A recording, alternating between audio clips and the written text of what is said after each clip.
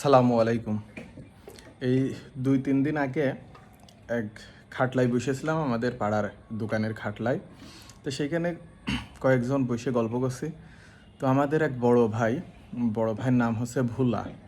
তো ওই ভোলা ভাই আমাদের একটা গল্প শোনাইলো। উনি বলছে যে তোরা একটা গল্প শোন, এটা হচ্ছে ঘুষির কেমন ক্ষমতা। হ্যাঁ, বলছে যে আমি একটা বাস্তব অভিজ্ঞতার একটা গল্প শোনাই তোগার। এক জায়গায় আমি ঘুষ দিয়ে এরকম একটা সুযোগ সুবিধা পাইছিলাম। মানে উনি ঘুষের ক্ষমতাটা বুঝাইছিল এবং কোন শ্রেণীর মানুষ থেকে শুরু করে ঘুষ খায় সেটাও একটু বুঝাইতে চাইলো। তো গল্পটা হচ্ছে এরকম যে ওই ভোলা ভাইয়ের এক ছোট ভাইয়ের বিয়ে। তো ওই ছোট ভাই একটু সাদাসিধে টাইপের আর কি, একটু কম টম বোঝে, একেবারে কম বোঝে না, মোটামুটি একটু সাদাসিধে, কথা টথা নাকি ওই সময়, এখন বেশ ভালো, কিন্তু ওই সময় নাকি একটু কথা টথা বাইধে যেত। তো ভাই গিয়েছে বিয়ে দিতে, ছোট ভাইয়ের বিয়েতে গিয়েছে। তো গেলে সেখানে খাওয়া দাওয়ার আয়োজন হয়েছে, খাওয়া দাওয়া হয়ে গিয়েছে। এখন বিয়ে পড়ানোর আগে ভাই মনে মনে চিন্তা করছে যে কি করি, ভাই এরকম সাদাসিধে মানুষ, কি প্রশ্ন করবে নে কাজী সাহেব, আর ও কি উত্তর দেবে নে।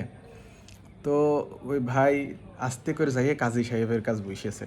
তো আগের ওই বিয়েতে এখন যেমন আমরা মিষ্টি নিয়ে যাই দামি হোটেলের, চমচম, রসগোল্লা, এইসব মিষ্টি নিয়ে যাই, আগে ছিল নাকি বাতাসা নিয়ে যেত, বাতাসা যেটা বলে আর কি, আমরা বলি বাতাসা। তো ওই বাতাসা নিয়ে গিয়েছে। তো ওই ভাইয়ের হাতেই রয়েছে, ভোলা ভাইয়ের হাতেই রয়েছে বাতাসার প্যাকেটটা। তো ভাই যাই কাজী সাহেবের পাশে বসে আস্তে আস্তে কাজী সাহেবের বলেছে যে হুজুর, বাতাসা কি খাবেন নাকি? তো হুজুর বলেছে থাকলে দাও 2 মুঠ। তো 2 মুঠ বাতাসা ভোলা ভাই হুজুরে দিয়েছে কাজী সাহেবের।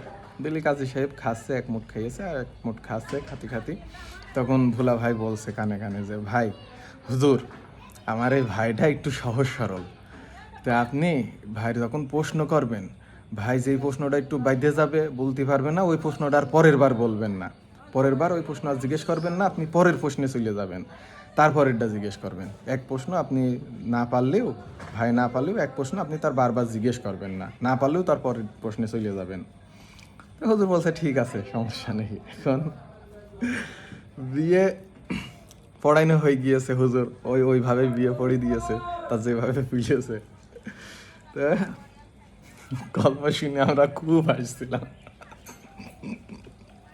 এখনো হাসি লাগছে। তো বিয়ে শেষে ওই স্থানীয় 2-3 জন মুরব্বী আর কি, যারা ওইখানকার সমাজের মানুষ, তারা এসে কাজী সাহেবের ধরেছে যে কাজী সাহেব, আপনি বিয়ে কতদিন পড়ানো শিখেছেন? কাজী বলছে কেরাম, আজ 10 বছর আমি বিয়ে পড়িয়ে যাচ্ছি। বলছে আপনি 10 বছর বিয়ে পড়াচ্ছেন, তে কি বিয়ে পড়াইলেন? আপনি যে ছেলের প্রশ্ন করলেন, ছেলে ঠিক রকম উত্তর দিল কি না দিল আমরা কিছু বুঝলামও না। আবার হুজুররা বিয়ের আগে ছেলের 2 রাকাত নামাজ পড়ায়, আপনি তাও পড়াইলেন না। সেমন হুজুর বলছে এখন কোন ওক্তের নামাজ যে 2 রাকাত নামাজ ছেলের পড়াবো? তো বললে ছেলে 2 রাকাত নফল নামাজ পড়াবেন না? তখন বললেছে ছেলে তো বাড়িতে নফল নামাজ পড়ে এসেছে, এখানে আবার কোন ওক্তের নামাজ পড়াবো? তখন বললে আচ্ছা ঠিক আছে, তা নাই মানলাম। তো এই যে মানুষ বিয়ের পরে ছেলে উইটে সবার উদ্দেশ্যে একটা সালাম দেয়, তা আপনি তো সেইটাও করলেন না, ছেলে তো বললেন না যে উইটে দাঁড়িয়ে সবার একটা সালাম দাও। তখন হুজুর বলছে বিয়ে কার? বিয়ে তো ছেলের, আর এখানকার প্রধান হচ্ছে ছেলে, তার নিয়েই সব কিছু। তো সে কি এখানে জনে জনে সালাম দিয়ে বেড়াবে? এখানে সবাই আসবে আর তার সালাম দেবে, কেরাম সে জনে জনে সালাম দেবে? আমার কি শিখাচ্ছ?